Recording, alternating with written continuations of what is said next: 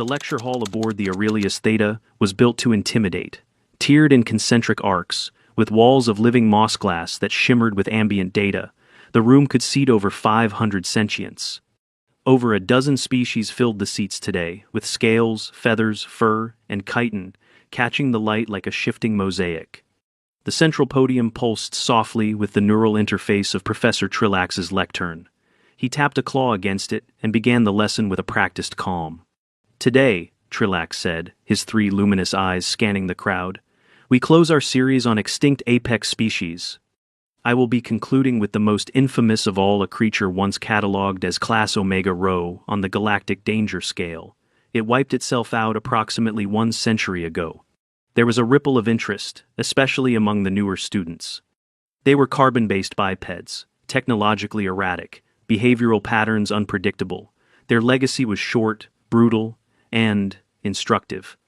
This species, once native to a now quarantined world in Sol Sector Terra 3, was considered, for centuries, the deadliest life form ever observed. There were quiet gasps and exchanged glances. One of the Thal units chirped in amusement. "What was it called?" a Zevian student asked, brushing its fronds in curiosity. Trillax smiled, though the expression was alien and unsettling to the uninitiated. "Fortunately, it is gone now. But its name was Human." Laughter rippled through the crowd. Someone jokingly clutched their datapad as if for protection.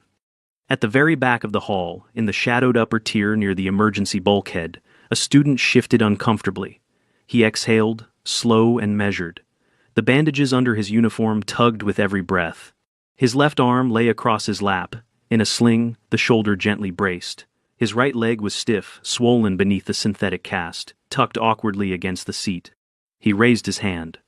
The gesture was human, fingers straight, palm forward, elbow bent. The motion was slow, deliberate, with an economy of effort that betrayed pain behind every centimeter. Trillax paused, squinting. "Yes, speak, cadet." The human's voice was soft, hoarse. "It's called Earth, sir. We're not gone." Silence clamped the hall like a vacuum seal.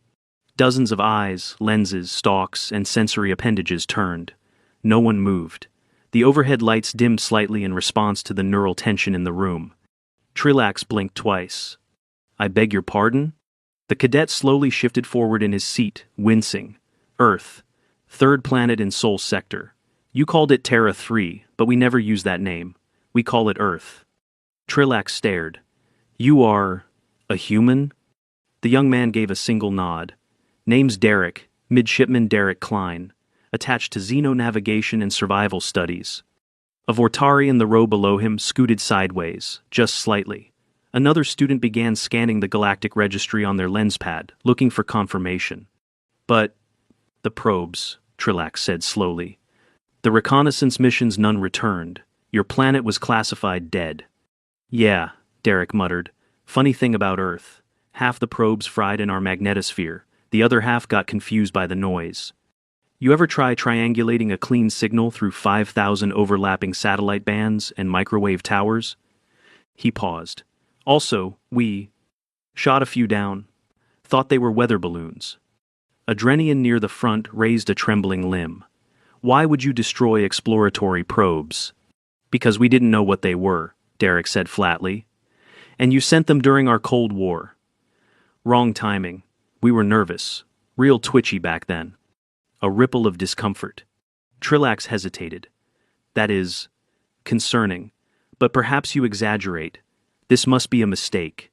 The biological and historical data clearly show human extinction." Derek made an effort to rise. He had to grip the seat in front of him, breath stuttering. His sling slipped, and he caught it with a pained grunt, guiding the injured arm back into place. Slowly, he limped down the aisle toward the central platform. His boots thudded softly against the biotextile floor, but every step broadcast effort. When he reached the central podium, Derek turned and faced the hall. 3 weeks ago," he said, "I crashed on a Class X toxic moon during a training mission. Systems failure. Emergency beacon blocked by a radiation storm. Ship nose dived into a ravine. I dislocated my shoulder on impact. Left leg snapped mid-shaft. Compound fracture." Several students winced. A few looked away entirely. I had three options: lie there and die, wait for a rescue that probably wouldn't come, or improvise. Trillax folded his arms, intrigued despite himself. You survived? Derek nodded. Reset my shoulder using the seatbelt from the crash harness and a shattered strut for leverage. Passed out from the pain. Woke up a few hours later and splinted my leg with hull scrap, foam insulation, and a roll of medical tape. Used sap from one of the moon's native trees as antibacterial filler. Had to test it on a cut first to make sure it wouldn't kill me. Primitive, someone whispered. Effective, Derek replied. I built a comm array from the auxiliary battery, copper wiring, and parts of the atmospheric regulator. Took 2 days. Signal finally broke through the interference. Extraction team found me 6 days after the crash. Trillax tapped his lectern. You are certain of these details? I've got the scars, Derek said, lifting his sleeve to show a ridged patch of healing skin along his forearm. Still in recovery, can't fully extend my shoulder. Rehab's another 5 weeks. And I walk with a limp. A Drevian at the edge of the row spoke up. That doesn't sound survivable. Derek's lips twitched. It shouldn't have been. Professor Trillax blinked slowly. This demands verification. Derek shrugged, then hissed and held his shoulder. Check my file, or talk to Lieutenant Harrow, he pulled me out. For a long moment, no one moved. Then Trillax keyed his lectern. A hollow screen unfolded mid-air. Rapid data queries scrolled across it. The room remained utterly still as Derek's personnel file appeared.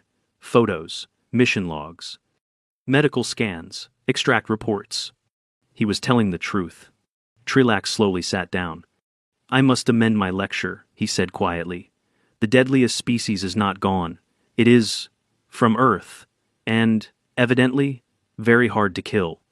The silence broke not with laughter, but with a wave of quiet murmuring. Several students made notes, eyes wide. A Grell student reached into their bag and nervously offered Derek a glowing blue stone. We, use these for healing in my culture. Would you like one? Derek blinked. Thanks, but I'll stick with physical therapy and antibiotics. As the class began to pack up, Trillax stood again. His voice was softer now. Midshipman Klein, what drives your kind to endure so? Derek looked around the room at faces filled with fear, curiosity, and awe. We don't aim to be deadly, he said, adjusting his sling with a grunt. We just really, really hate giving up. The class did not disperse quickly. Long after the lecture officially ended, students lingered in awkward clusters. Whispered voices carried across the vaulted chamber, as if afraid to disturb something ancient. The name Earth began threading its way into conversations like a contagion. Derek remained near the podium, half-seated on a stair railing, nursing his injured arm. Someone had fetched him a hydration flask, flavored with something sweet and mildly bitter, alien, and oddly pleasant. The pain in his leg was manageable if he didn't stand too long, but the swelling in his shoulder had started again. He'd overdone it. Professor Trillax hadn't left either. He stood with his back to the room, tail slightly arched deep in private dialogue with the central research terminal via neural uplink. Derek could see the data stream dancing across the display. Archived reports, species logs, footage from pre-contact, satellites, declassified probe telemetry. You said, Trillax began at last, turning slightly, that your people rejected the name Terra 3? Never used it, Derek said, adjusting the sling. You guys labeled us that. We call it Earth. Simple name, but fitting. I see. Trillax walked slowly toward him, one claw clicking lightly with every third step. I've reviewed your record. Your academic scores are unimpressive. Derek gave a tired snort. Yeah, had a concussion during finals. Kinda hard to focus when your balance system's throwing fireworks. But your survival trial scores are near record-setting, Trillax continued. I know how to stay alive, Derek replied. Wasn't always in a classroom. Trillax studied him for a moment longer. Would you permit a demonstration of human biological resilience? Derek gave a wary glance. I'm not doing push-ups. No, Trillax said, raising both hands. Nothing strenuous. I mean, metrics, vital readings, cellular comparisons. Derek considered. You want to scan me? Yes, with your consent. He sighed. Fine, just not the leg. Bruising's deep. Took me 5 minutes to get my pants on this morning. Students edged closer as Trillax fetched a portable bioscanner and activated its tri-beam interface. Derek sat straighter, arm held loose in the sling, and winced as the scanner hummed against his chest, then his temple, then the injured shoulder. The results appeared mid-air, real-time diagnostics. Elevated creatine kinase, indicators of sustained muscular trauma, bone remodeling underway, neurological inflammation, increased white blood cell count, accelerated healing observed in dermal tissue. Trillax's voice rose slightly with each finding. 3 weeks since the crash, you said?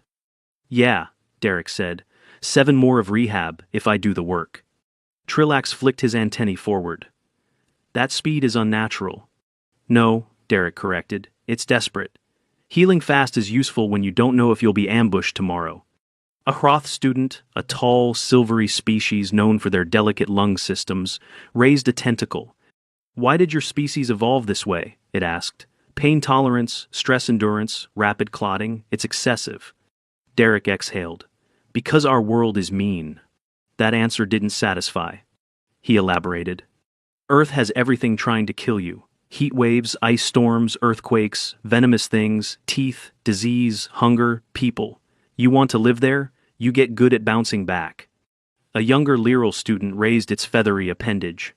But your species wars with itself? Derek gave a bitter smile. Frequently. It's how we test if we've learned anything. The students looked horrified. Not proud of it, he added quickly.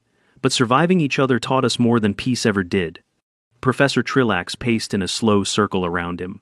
I found archived footage. Human field medicine during what you call World War II. Soldiers using shoelaces as tourniquets. Amputations done with handsaws. Morphine shortages. Yet, survival rates were staggeringly high. Derek's jaw tightened. My great-grandfather was in that war. Lost 2 fingers. Lit a cigarette with the remaining ones on his hospital bed. Then got in a bar fight 6 months later. A burst of low, incredulous trilling came from one of the spectators. Your people fight after grievous injury? Derek shrugged. Sometimes because of it. Trillax turned back to the crowd. Let me show you something. He keyed his terminal, bringing up a new display. An anatomical comparison between humans and several known sentients. Layers peeled back skin, muscle, bone, vascular patterns, neurological pathways. Here, he gestured, the human skeletal matrix redundant in load-bearing joints, allowing compensation after fracture. Their circulatory system reroutes flow instinctively after trauma.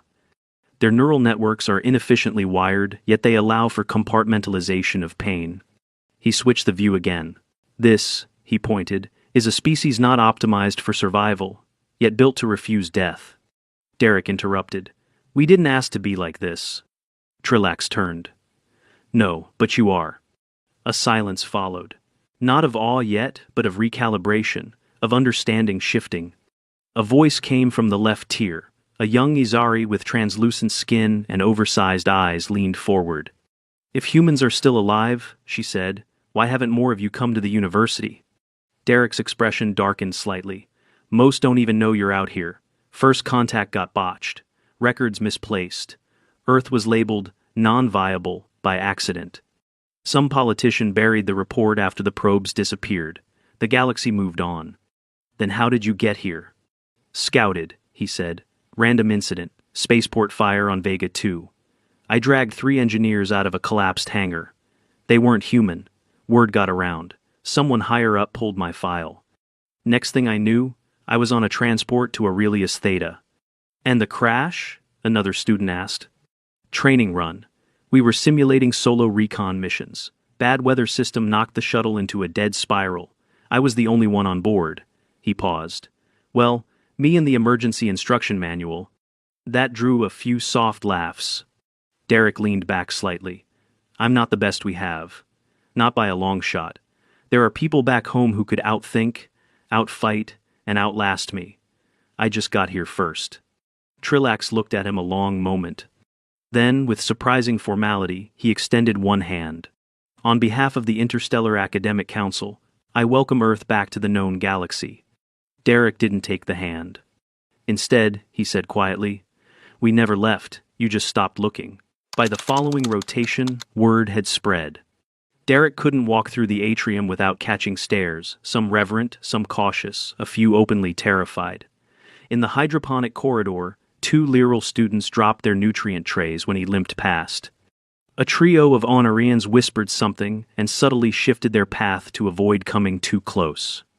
The staff nurse on Deck 8 offered him a mobility chair for ease, but her second set of hands trembled when she handed over the access key.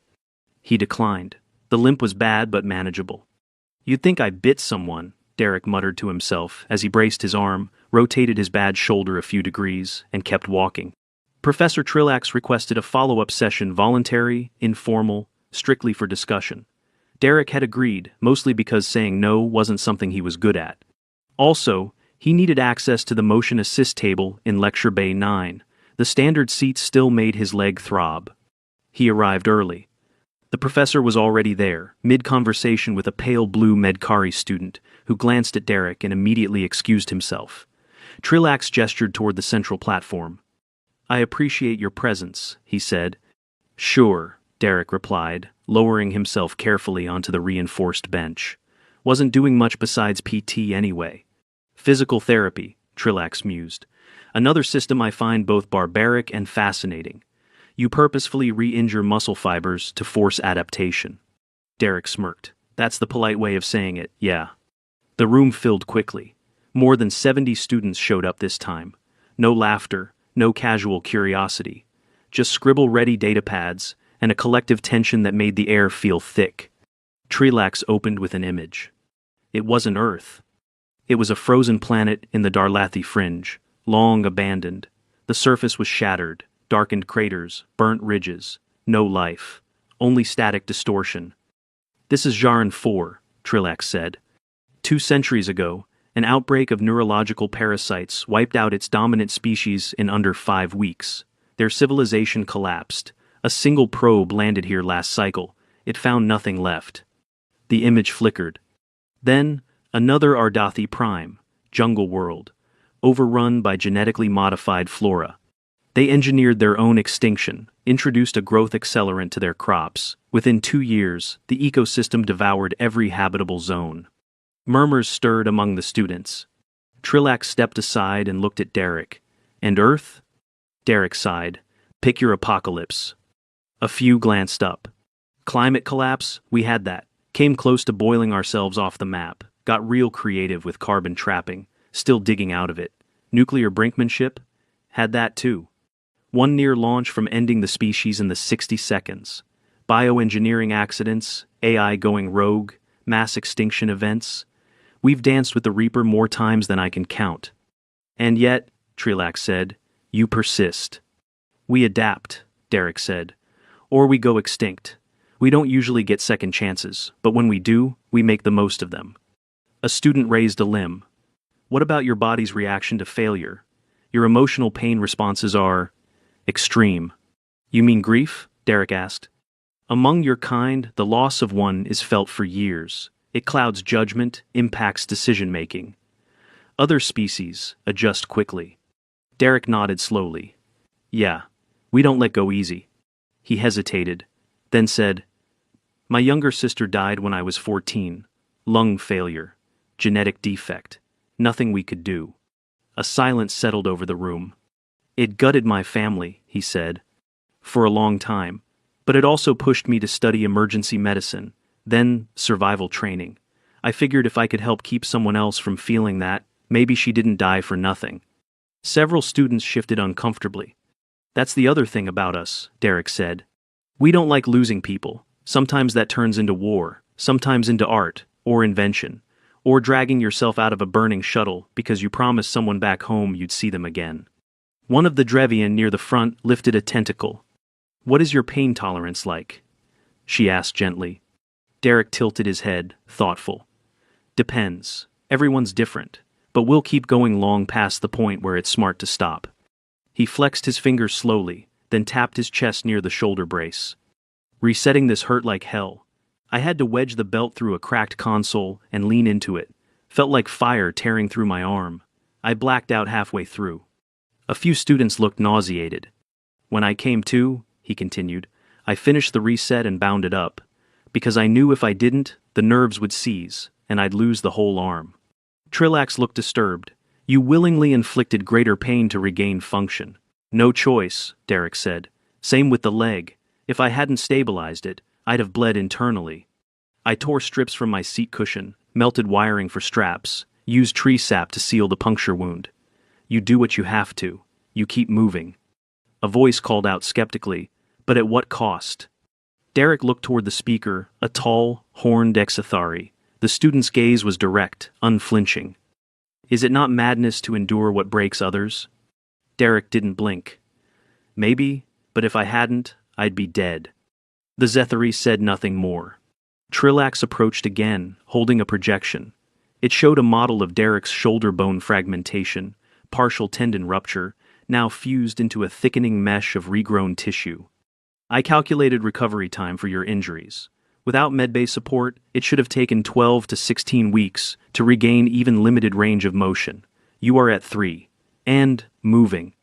Not moving well, Derek corrected. But, yeah, pushing it. Trillax looked puzzled.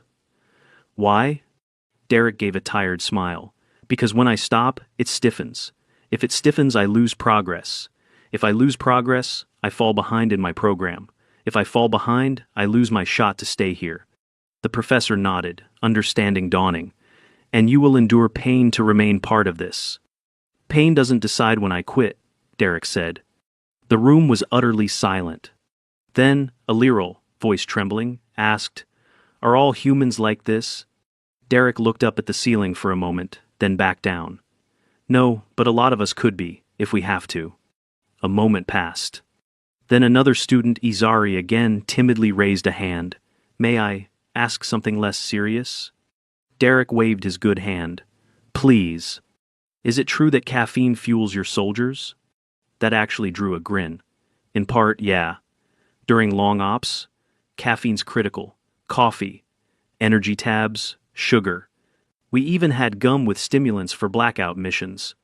Gum? Someone repeated, horrified. It helps you stay awake. Trust me. Some wars were won on bad sleep and strong espresso. Trillax looked deeply disturbed. You chemically enhance yourselves to function while injured or exhausted. Sometimes, Derek said. But honestly, half the time, it's just spite and stubbornness. The professor blinked. Spite? You know, anger, pushing through because we refuse to give in. A long pause. Trillax finally said, I need time to process this. Derek nodded, standing slowly, grunting as he found his balance. Take your time, we've only just started showing up. As he limped toward the exit, several students instinctively stepped aside. Derek paused at the door. You're asking the wrong question, by the way. Trillax turned. What do you mean? It's not how do humans survive so much, Derek said over his shoulder. It's why do we always get back up? 2 weeks passed. By then, the limp was less noticeable. Derek could lift his left arm to shoulder height without grimacing. The tremor still came when he overexerted, but the swelling in his leg had finally gone down. He walked the campus without assistance, slow, sure, but upright. He wasn't surprised when the invitation came. Not from Trillax this time. It came from the Council of Interstellar Species Research, a closed symposium reserved for matters of galactic biological interest. Derek's inclusion was labeled exceptional. That was code for, we're not sure what you are, but you scare us too much to ignore it. The symposium chamber was smaller than the main lecture hall, but heavier with status. Half the seating was filled by species who didn't breathe the same air, but tolerated temporary field bubbles to be there. The lighting was colder. The questions would be, too. Professor Trillax stood near the dais.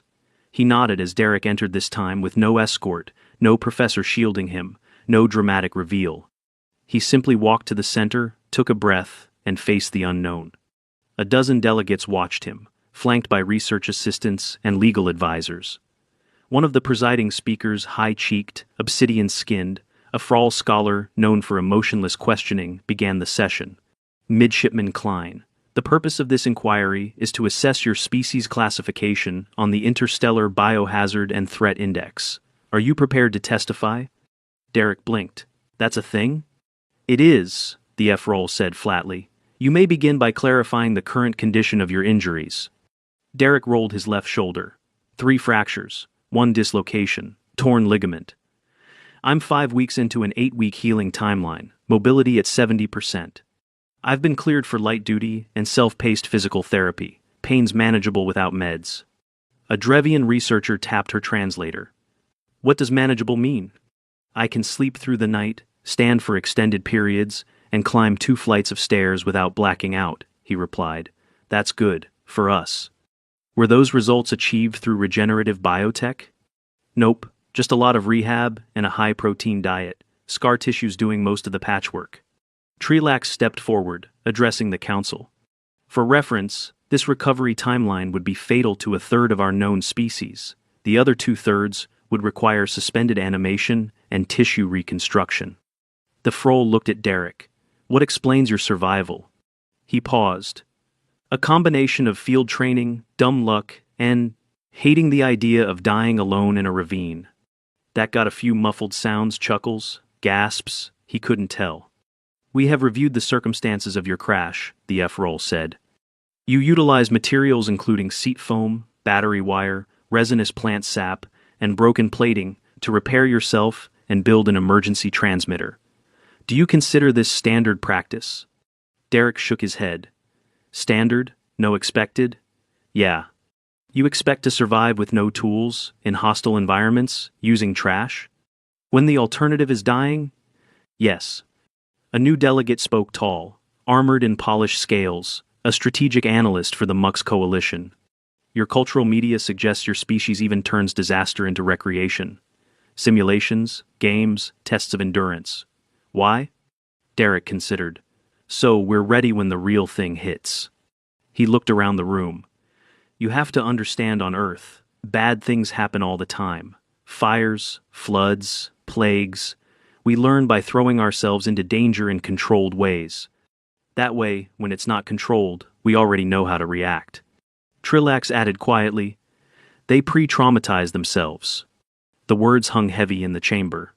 A Treshkal student near the wall raised a tendril. What would happen if your planet was attacked? Derek scratched his jaw. Depends who attacks, but it wouldn't go well for them. How so? Because we're not centralized, no single point of failure, and when things go bad, really bad, we stop panicking and start cooperating. You become unified?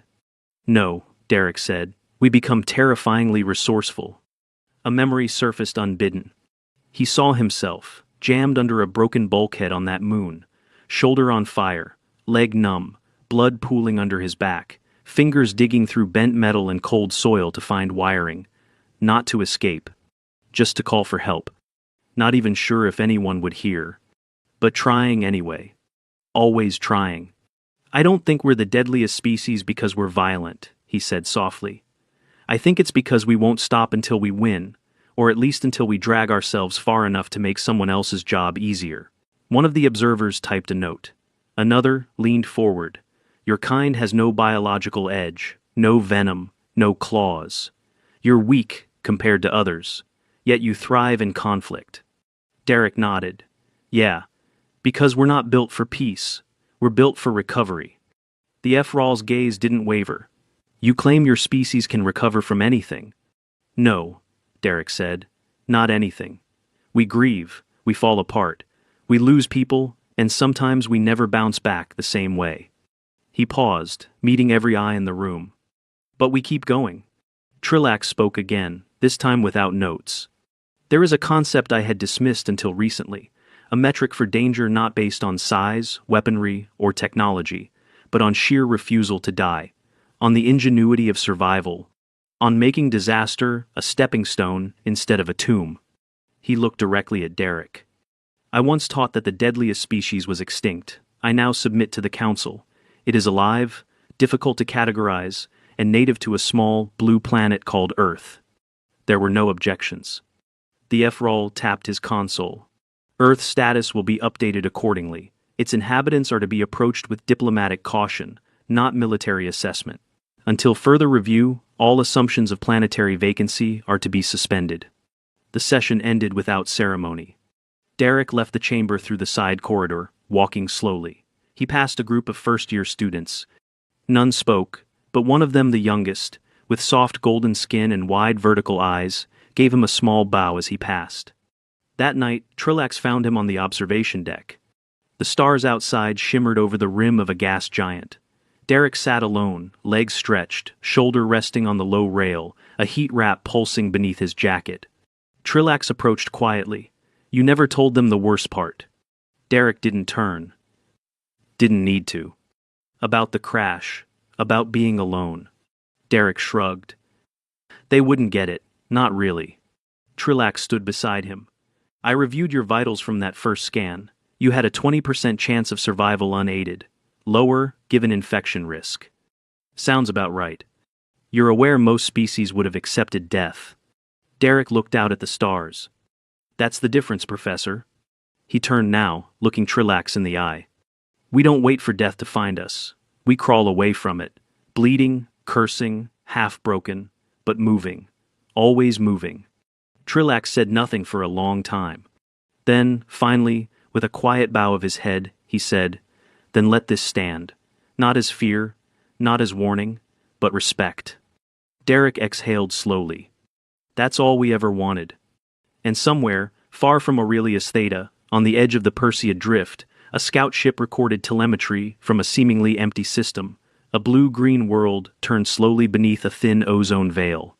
No comm signals, no active satellites. The probe labeled it Terra 3. The operator paused, hesitating at the classification. He reached for the uninhabited tag, then thought better of it, and quietly typed, "Do not assume."